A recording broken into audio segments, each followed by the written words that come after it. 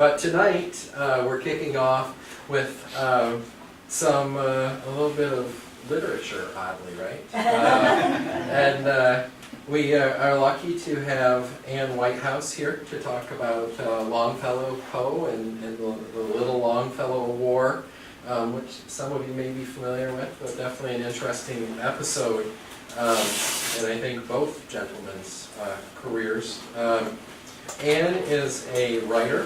She is the author of the novel Fall Love in the poetry collections The Surveyor's Hand, Blessings and Curses, Bear in Mind, One Sunday Morning, and The Refrain. She also writes short stories, essays, feature articles, and book reviews.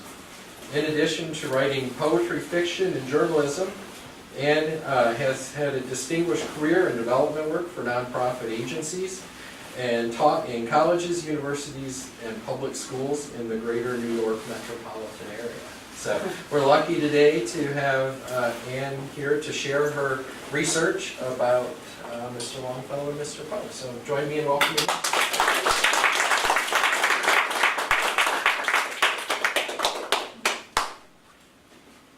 Well, thank you all so much. I'm delighted to be here. I want to thank Garrett Clore, the National Park Service, and Longfellow House Washington headquarters. It's really a thrill to talk about Longfellow in his beautiful home, the carriage house of his beautiful home. My talk, Longfellow Poe and the Little Longfellow War, is excerpted from an article that I wrote called Poe versus Himself, which is in the New England Review, so not online, but it's published this year, so I just wanted to show that to you. And I've written a second chapter, Poe and Chivers, which is published at Rascal Journal online. I'm working on a third chapter, so that's available on my website, which is just my name, AnneWhitehouse.com. So I'm going to start. It's a thrill to be here, so thank you. My investigation into the controversies and contrasts between Longfellow and Poe grew out of a 2015 visit to Longfellow's childhood home in Portland, Maine. On my return to New York, I began to research Longfellow's life and work. When I came across the incident that Poe called the Little Longfellow War, I thought it would make a good story. I soon discovered that literary scholars have already written about it, but I thought I still might have something to contribute to the conversation. If Emily Dickinson and Walt Whitman are the two greatest 19th century American poets, Longfellow and Poe are of the next tier. In his day, Longfellow was more highly regarded. Today, Poe is. Their lives offer us a lens and mirror on family, society, and the culture of their time, on the imaginative life and sources of creativity, and indeed, on literature itself. In almost every way, Longfellow and Poe are opposites. Take slavery, for example. Longfellow came from an anti-slavery family, and he became a staunch abolitionist. When he visited Dickens in England in 1842, Dickens showed him the manuscript of his American Notes and urged Longfellow to write anti-slavery poems. On his voyage back to America, Longfellow complied, and a 31-page chapbook, Poems on Slavery, was published in Boston at the end of the year. Like Uncle Tom's Cabin, published 10 years later, the poems on slavery are both sentimental and radical, cliché and realistic. They pleased the abolitionists, like Longfellow's close friend, Massachusetts Congressman Charles Sumner, and were condemned by many others. They were so controversial that when Longfellow's poems were reprinted in the abolitionist bastion of Philadelphia, the poems on slavery were omitted by the publishers without any authorization and for political reasons.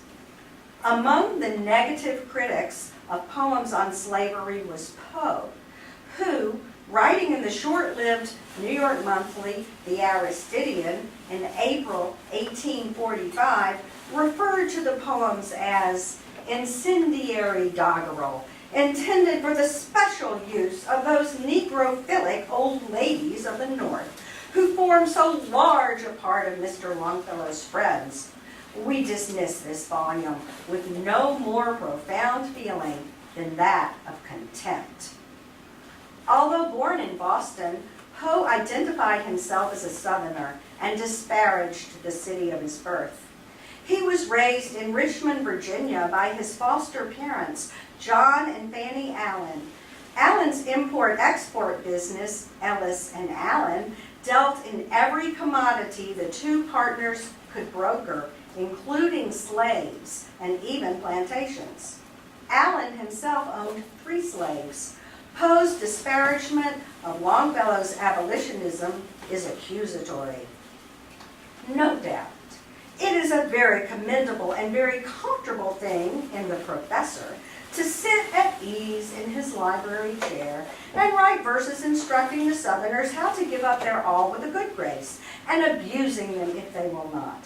But we have a singular curiosity to know how much of his own, under a change of circumstances, the professor himself would be willing to surrender. There were other profound differences between the two poets. Born to a prominent family, Longfellow enjoyed a fortunate upbringing and a loving home. He was secure in his lineage as a Mayflower descendant and never tried to present himself as other than he was. Poe, on the other hand, was orphaned at an early age. A fabulist, Poe was continually inventing exotic, false, and exalted histories and stories about himself.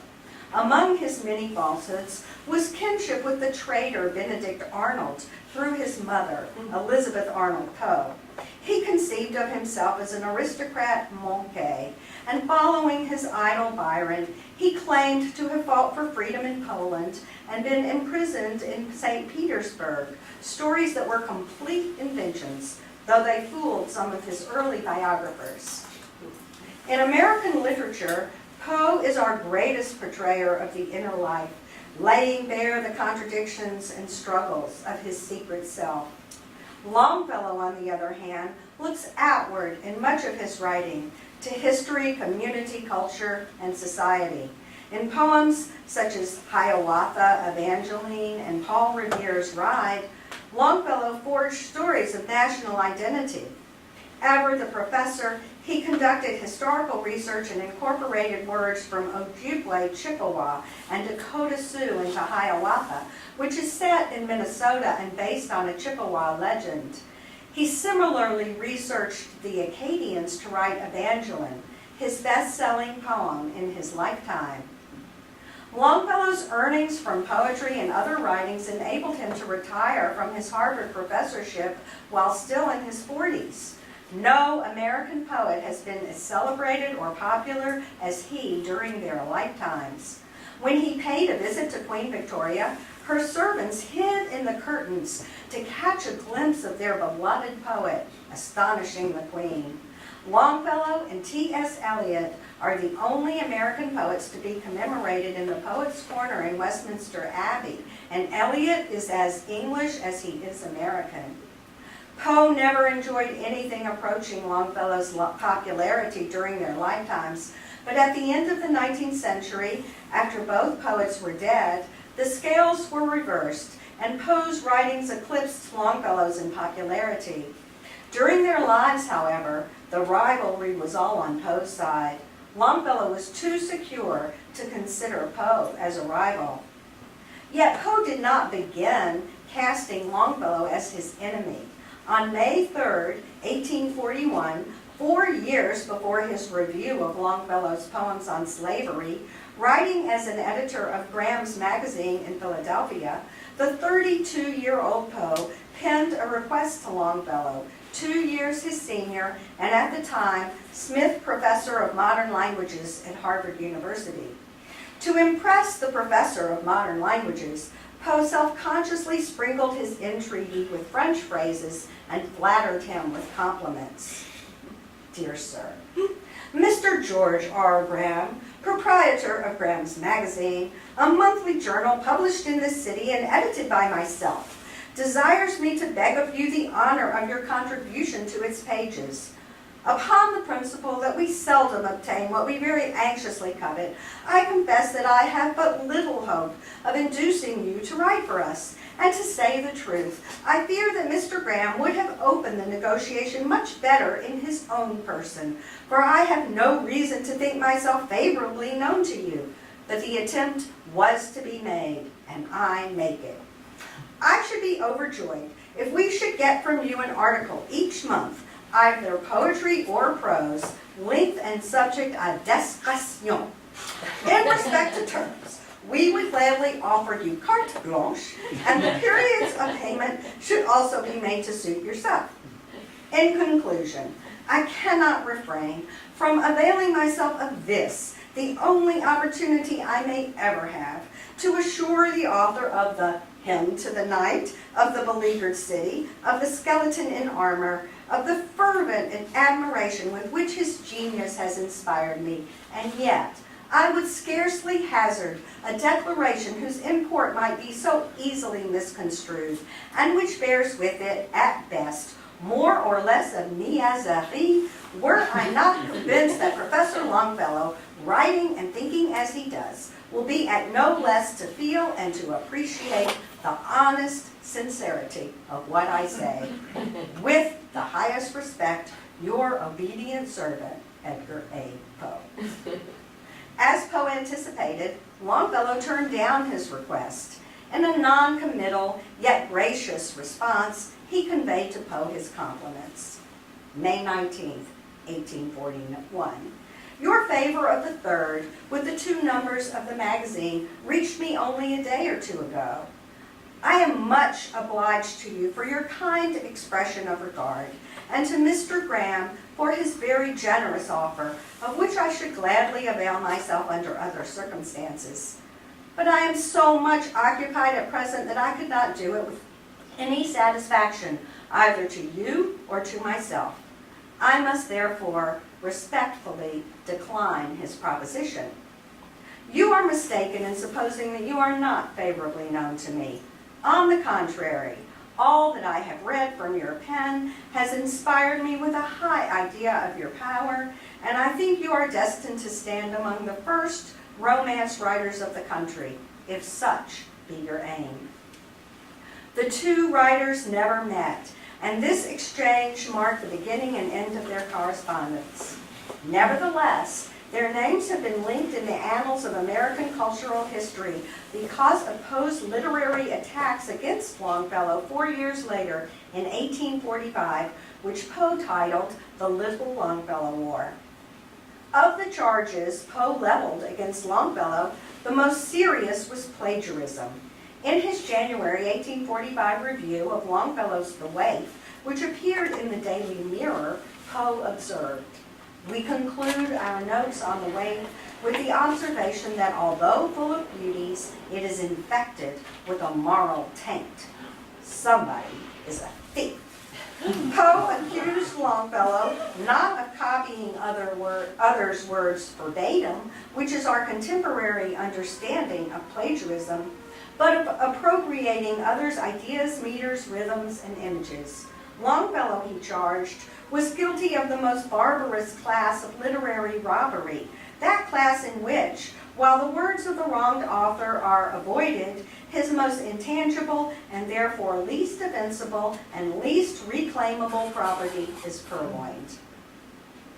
2 months later, in March, now editing the New York-based Broadway Journal, Poe took advantage of his position to expand his charges of plagiarism against Longfellow in several installments written in response to Longfellow's friends, who had sent protests to the Daily Mirror in his defense, including a mysteriously named Altus, from the Greek for nobody, whose long essay Poe reproduced verbatim from the Daily Mirror to the Broadway Journal, prefacing an even more lengthy response. Poe's elaboration of this large account of a small matter filled the pages of the Broadway Journal for 6 consecutive weeks from March 1st to April 5th, 1845. "What is plagiarism?" questioned Aldous, "and what constitutes a good ground for the charge? Did no two men ever think alike without stealing one from the other, or thinking alike? Did no two men ever use the same or similar words to convey the thoughts, and that without any communication with each other? To deny it would be absurd. Then Altus launched into several examples of similar images that have emerged from the pens of different poets. For example, the trees hung with icicles like crystal chandeliers. Images are not created, but suggested, reasoned Altus, and why not the same images when the circumstances are precisely the same to different minds? In my essay, Poe versus Himself, I summarized Poe's and Altus's examples and counterexamples of Longfellow's guilt or innocence of plagiarism. Altus concluded his commentary. Though acquainted with Mr. Longfellow, I have no acquaintance with Mr. Poe. I have written what I have written from no personal motives, but simply because from my earliest reading of reviews and critical notices, I have been disgusted with this wholesale mangling of victims without rhyme or reason. I scarcely remember an instance where the resemblances detected were not exceedingly far-fetched and shadowy, and only perceptible to a mind predisposed to suspicion and accustomed to splitting hairs. Altus's epistle galvanized Poe to a counter-response of nearly 15,000 words, in which his tone veered from the almost reasonable to the nearly hysterical. Beset by emotion, Poe allowed the tone of his rebuttal to Altus to escalate until it is hard not to read in it a dominant note, to use a term that Poe might have employed himself, of ressentiment, amounting to more than resentment. Ressentiment is a deeper grievance, which often, as in this case, has its basis in disparities of wealth and social class. The plagiarist, wrote Poe, is either a man of no note or a man of note.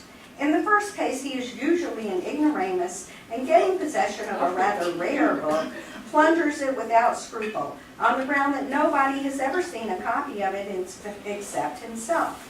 In the second case, which is a more general one by far, he pilfers from some poverty-stricken and therefore neglected man of genius, on the reasonable supposition that this neglected man of genius will be too poor and too cowed to dare accuse of so base a thing as theft this wealthy and triumphant gentleman of elegant leisure. In Poe's conception, he saw himself as this neglected man of genius, and Longfellow as the wealthy and triumphant gentleman of elegant leisure. Longfellow's lineage was secure. His grandfather was a prominent judge, and his father was a prosperous attorney who had represented his main district in the House of Representatives. Longfellow had been privately tutored as a boy and completed his education at Bowdoin College, where his father was one of the founding trustees, Nathaniel Hawthorne, one of his classmates, and Franklin Pierce in the class ahead of him. With his knowledge of French, Spanish, Italian, and German, his years of European travel, his academic sinecure at Harvard, and his comfortable existence in beautiful historic Gregg House, in rooms once occupied by George Washington, Longfellow enjoyed a life of privilege that was everything that Poe's life was not. Orphaned at an early age, disowned by his guardian, whose fortune he had expected to inherit, forced to withdraw from the University of Virginia after 1 year because of gambling debts, and thus deprived of a university education and degree, addicted to drugs and alcohol, Poe's life was in constant turmoil. He frequently changed lodgings and jobs, nearly always in debt and in emotional upheaval. Nevertheless, Poe considered himself to be Longfellow's intellectual superior. Poe was a self-proclaimed literary theoretician, devoted to reason, logic, and rigor, an autodidact who cleaved to high self-imposed standards. An intellectual outside of the academy, Poe had all the brilliance and dangerous notions of a man who had developed his ideas in relative isolation. In contrast, Longfellow, despite his formal education, was a dreamy popularizer and a borrower from other cultures whose poetry inhabited moods and tales rather than ideas, and who showed little interest in literary theories.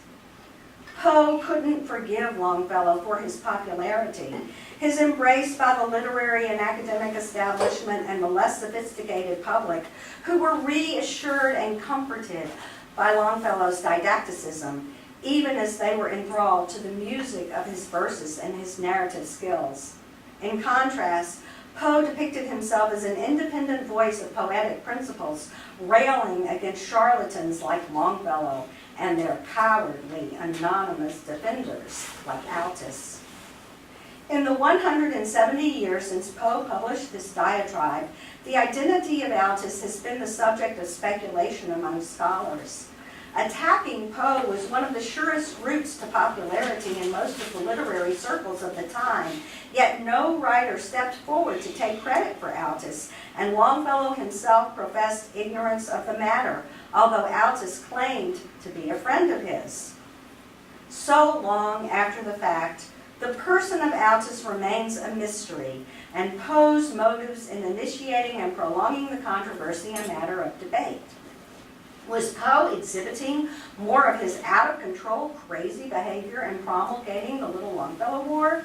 How seriously should we take his charges? Were his literary criticisms credible, if cranky?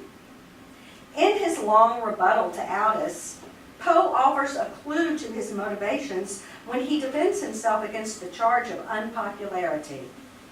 In 1 year, the circulation of the Southern Messenger, a $5 journal, extended itself from 700 to nearly 5,000, and that in little more than twice the same time, Graham's magazine swelled its list from 5 to 52,000 subscribers.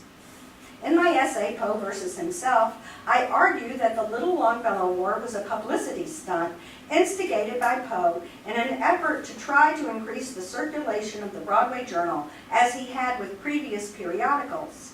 In Poe's day, as well as in ours, controversy sold copies, and Poe's quarrel with Longfellow was not the first nor the last literary feud that he provoked for the sake of boosting sales. While purporting to criticize Poe, Altus flattered him, alluding to his beautiful and powerful poem, The Raven, and playing the same word game with Poe's name as Poe had done earlier. Mr. Edgar A. Poe. Write it rather Edgar A. Poet, and it is right to a T. Altus was a useful invention for Poe, giving him an adversary in a public forum whom he could manipulate to his heart's content. Far from a pathetic wreck on the verge of mental collapse, thoroughly embarrassed and driven to his wits' end to vindicate himself, as his biographer Sidney Moss described him, Poe was an obsessive, self-promoting schemer with a rapier-sharp wit, a love of intrigue, and an enjoyment of the joke that turned on itself like a Mobius strip. Indeed, these are the aspects of his character and his writing that speak so forcefully to our present day. Throughout its 6-week duration, the Little Longfellow War was a one-sided skirmish. If Poe had hoped to provoke Longfellow's response in his own defense, he did not succeed. When beset by critics, both at this time and throughout his life, Longfellow sheathed his pen. That is not to say that Longfellow was not upset by Poe's attacks. During that spring of 1845, he confessed privately in his journal that he damns censorious Poe. He could have been speaking of Poe when he wrote, "A young critic is like a boy with a gun. He fires at every living thing he sees. He thinks only of his own skill, not of the pain he is giving." Perhaps it was precisely because Longfellow was so pained by negative criticism, Poe's and others, that he made efforts to protect himself from its effects by creating a mental distance. In his Table Talk, a collection of his notes and aphorisms published posthumously, he noted, "A great part of happiness of life consists not in fighting battles, but in avoiding them. A masterly retreat is in itself a victory." Longfellow could afford to ignore his critics. No other poet before or since has enjoyed such great popular success or tremendous sales. Today's comparison would have to be to literary singer-songwriters such as Bob Dylan, Paul Simon, and Leonard Cohen. Of greater concern to him than harsh criticism was the need for stricter international copyright law to prevent the piracy of his works overseas. He urged his close friend, Congressman Sumner, to introduce this legislation, an effort in which he was joined by Charles Dickens, who also suffered from copyright piracy. Samuel Longfellow, his brother and biographer, estimated that for want of an international copyright, the poet forfeited $40,000 in income in 19th century dollars, a fortune. As I have noted, plagiarism in the mid-19th century had a different meaning than today. Then plagiarism might refer to any literary borrowing, whether conscious or unconscious. In this broad sense, every writer is a plagiarist, and every plagiarism is not a crime. Critics could not agree if ideas were copyrightable. Could an idea be attributed to a single author, and how specific or original did the idea have to be to belong to the author? Plagiarism scholar Sandy Leonard has suggested that once stricter international copyright laws were established, the conception of plagiarism began to shift to a demonstrable notion of copying verbatim with intention. The establishment of a legal standard redefined our understanding of plagiarism rather than the other way around. For Poe, the point was not the justice of his accusations against Longfellow, but the incitement of a controversy and the attendant publicity. The wrong that he was seeking to redress was not literary theft, but the unfairness of life, the decree that Longfellow was rich and successful, and he was poor and obscure. Nevertheless, the charge of plagiarism was more than a convenience for Poe. Themes of plagiarism, influence, doubling, and imitation, which penetrated deeply into Poe's psyche, are expressed in his troubling fictions and colored all of his literary and professional relationships. Poe's hypersensitivity to this subject and the complexity of his twisted, contradictory responses continue to exert their fascination, offering insight into the demonic psyche, the individual in extremis. Balance, proportion, and moderation were Longfellow's qualities. But Longfellow, a lifelong student and translator of Dante, recognized a soul in torment, and he pitied Poe the man while appreciating his poetic talents. Author and critic William Winter, who befriended Longfellow during his Harvard days in the 1850s until Longfellow's death 30 years later, recalled that the older poet kept a volume of Poe's poems on his table, singling out for special praise Poe's late poem, For Annie. When asked to recommend an epitaph for Poe's 1875 memorial, Longfellow chose the line, "The fever called living is conquered at last," from For Annie. After Poe's death, Longfellow provided financial support to Poe's aunt and mother-in-law, Maria Clem. Taking the long view, he said to Winter, "I never answered Mr. Poe's attacks, and I would advise you now, at the outset of your literary life, never to take notice of any attacks that may be made upon you. Let them all pass. My works seem to give him much trouble, first and last. But Mr. Poe is dead and gone, and I am alive and still writing, and that is the end of the matter." Oh, wow.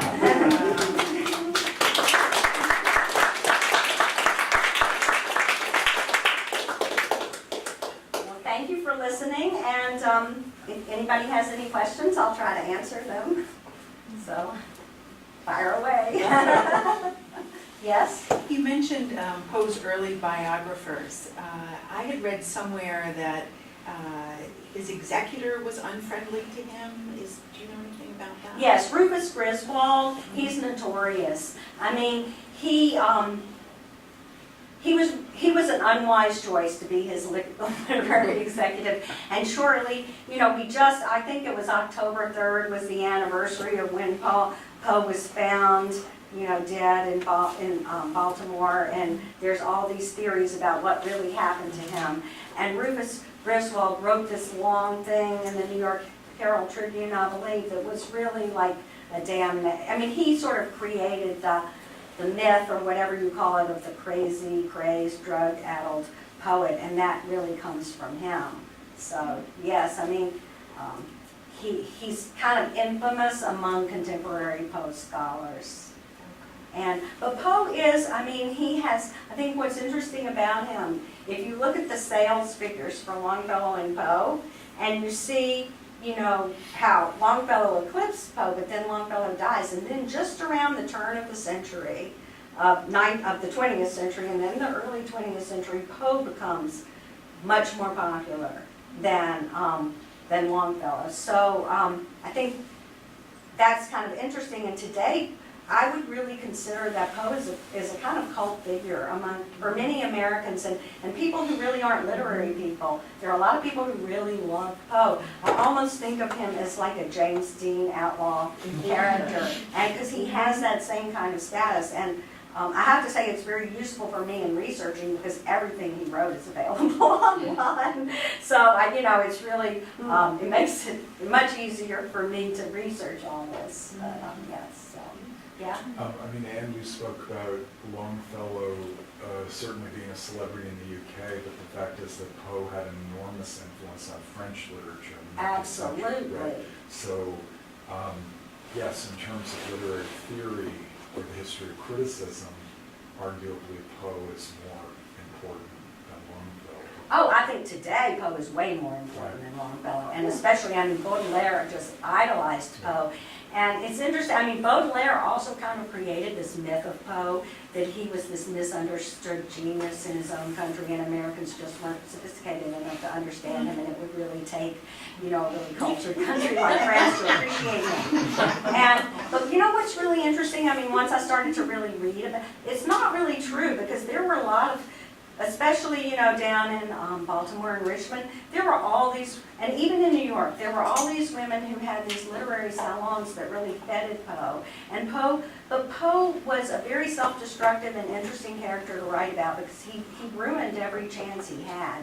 But he wasn't, definitely, and actually even things like Eureka, his kind of scientific theories, there are people who find a lot of meaning in them for today, even with,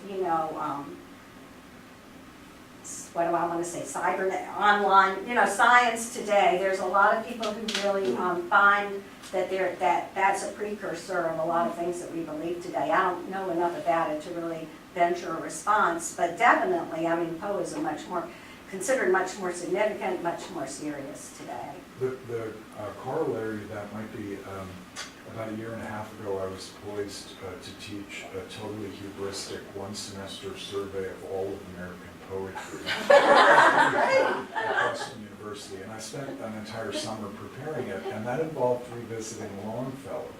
And I know you said that Longfellow looked outward in his long poems. I think you have to think pretty carefully about teaching Longfellow nowadays. A poem like Hiawatha would be something of a landmine. But what has interested me, I did not in fact get a chance to teach this course. I hope to in the future. But in revisiting Longfellow, what I will propose to do is to focus on his lyric poems, because I think actually Longfellow was a great lyric poet, and those lyric poems turn inward in a way, not the sort of shores of Gitche Gumee, hypnotic rhythms and bogus mythologizing. But a poem like Longfellow's poem, The Cross of Snow. Yeah, I was just thinking of that when you mentioned it, because Katie read it this afternoon, and I thought that's a beautiful poem. He wrote after his wife was burned to death.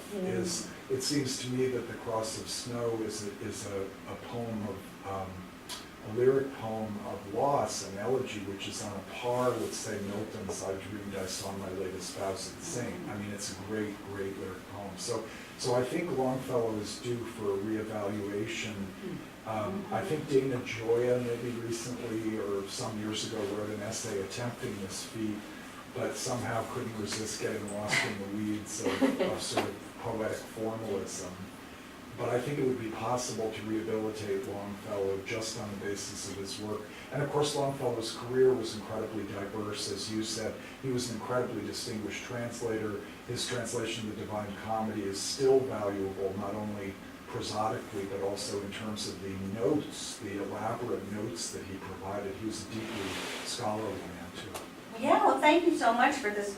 This is my esteemed colleague, poet and professor. Thank you so much. I mean, I do agree with you. I want to just say 2 comments. I mean, Longfellow was a deeply private person, and I think that's one other reason that maybe he isn't quite as well regarded today, because our culture doesn't value that, you know, today. But in fact, Cross of Snow was unpublished during his lifetime, and his brother only found it among his papers after his death because he considered it too personal to be published. But also, you know, what's interesting in doing this research, I've been reading a lot of other contemporary poetry of the time, and my 2nd chapter in this, what I hope will be a book, is called Poe and Chivers, and it's about this deservedly forgotten Southern poet named Thomas Holly Chivers, who was just a horror. But he also was writing these Native American narratives at the same time that Longfellow was writing Hiawatha, just as the Cherokees were getting kicked out to the west, the Trail of Tears, just as we were like totally exterminating all the Native Americans, and then we were eulogizing them in these, you know, long narrative poems. And compared to Chivers, Longfellow's Hiawatha is great. You know, so if you compare, it's kind of interesting.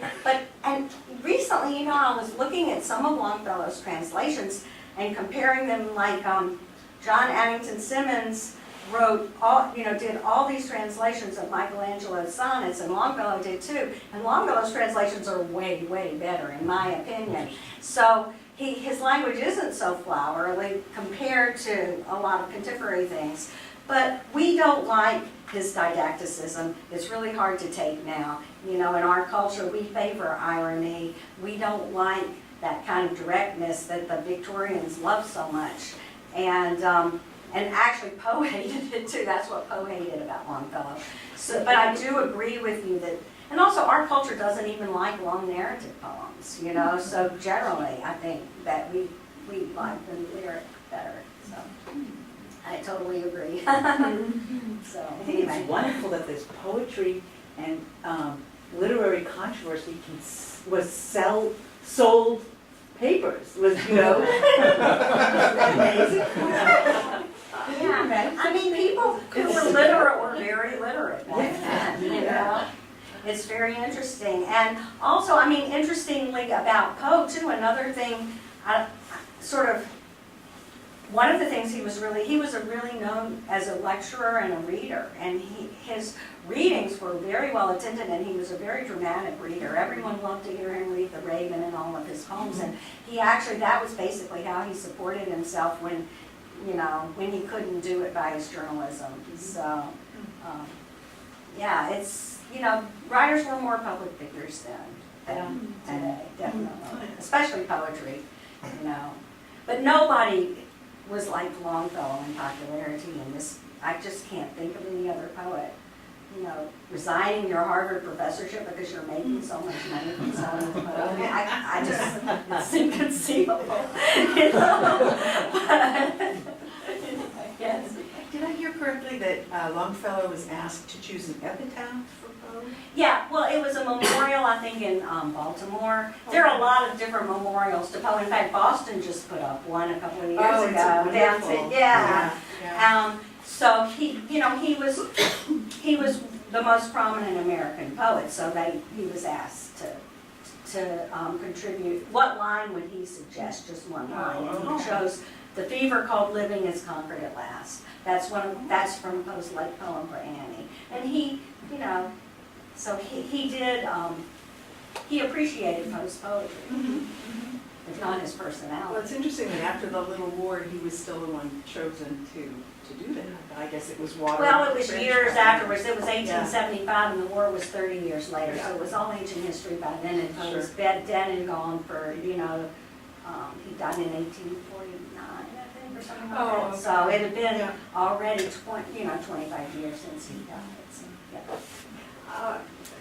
Speaking for those of us who are not professors, I'm not familiar with the Longfellow program, the poem, Cross of Snow. And if it's short and someone knows it by heart, I'd love to hear it. Katie, do you have it here with you? I can bring it up on the internet. It's a beautiful poem, sure. And is it short? I mean, we don't. Yes, it's It's a very sonnet. short. If y'all will indulge me, I just have to turn this on, if I can get it. I mean, I'm sure it's on a website, so. The mountain referred to is in Colorado, I think it's called the Mountain of the Holy Cross in Colorado. There's a mountain referred to in And actually today I took, my daughter and I took this wonderful tour with Katie right here. And when we were in their bedroom where all their 6 children, Fanny and Henry's, all 6 children were born, and where she died and later he died, there's an early portrait of her on the wall. And so that's, Katie pointed out, I didn't know that is the portrait that he refers to. But let me see if I can get it. And that poem was so personal. People wanted Longfellow to write his memoirs and stuff, and he said, no way. He was a very private person. Yeah. Do you have it? Oh, okay, good, you have it before me. Okay, so I'll read it. The Cross of Snow. In the long, sleepless watches of the night, a gentle face, the face of one long dead, looks at me from the wall, where round its, wait, sorry, one word is out of here. I'm sorry. I can't get it. Oh, yeah, okay. Okay, let me start all over, I'm sorry. In the long, sleepless washes of the night, a gentle face, the face of one long dead, looks at me from the wall, where round it the night lamp casts a halo of pale light. Here, in this room, she died, and a soul more white never through martyrdom of fire was led to its repose, nor can in books be read the legend of a life more benedict. There is a mountain in the distant west that, sun-defying in its deep ravines, displays a cross of snow upon its side. Such is the cross I wear upon my breast these 18 years, through all the changing scenes and seasons, changeless since the day she died. Do you all know the story of what happened to Fanny? Yeah. It's very sad. In 1863, when had their son already had Charlie already gone off to the Civil War then? So she and her daughter were cutting locks of hair that they would seal up in sealing wax. That was a very 19th century thing to do. And it was a hot day, and the windows were open, and the breeze was blowing through, and she was wearing a thin muslin dress, and the candle caught her dress on fire, and she burned to death. And Henry Longfellow was sleeping in the next room, and she ran into that room, and he covered her with the rug, and he got burned himself and trying to put out the fire. But they don't have burn centers then like they do today. She passed away the next day. So that's very sad. He couldn't even go to her funeral. He was so. So, I mean, it kind of is interesting because this period that I'm writing about now was way before any of that happened to Longfellow. I mean, Longfellow seemed to Poe like he had the most fortunate life, and he was so lucky. But, nobody gets away with something. Bad things happen to everybody. So, he did have his great tragedy. If anybody is interested in reading more Longfellow poetry, it is all online at the Maine Historical website. Well, I shouldn't say all, but a large proportion of it is. And I definitely recommend checking out In the Harbor, his 1882 book. It's my favorite collection. It's very different. He had a wide range. So, any more questions? Was Post still alive when Mrs. Long? No. Fanning Longfellow died in 1863 and Poe died in 1849. So 14 years later. He didn't, he just, thought Longfellow had it so easy. Which he did compared to Poe. And I think it was the expectation that Poe really, he thought he was going to be a rich man. He expected that John Allen was going to leave him all his money. John Allen had a lot of money that he had inherited from his own uncle, who adopted him when he was an orphan. So Poe just kind of assumed that he was going to get it, and he was furious when he didn't. Oh. Yeah. So he kind of grew up in it, and then it turned out that Allen never had really legally adopted him. So he had been taken in as a ward, and the one he really loved was Allen's wife, his foster mother, Fanny Allen. And then she died, and he remarried, and that was the end, because the new wife wanted him out. She had her own children, so that was what happened to Poe. Poe never really, the letters, to read some really interesting letters, the letters between him and John Allen, that is fascinating, to read those, because they deserved each other. He was a horrible man. He was a very difficult, mean Scotsman in a way, but he also had a very interesting side to him, but they deserved each other. They gave each other a lot of grief. So, anyway, no questions. Well, thank you for listening. I really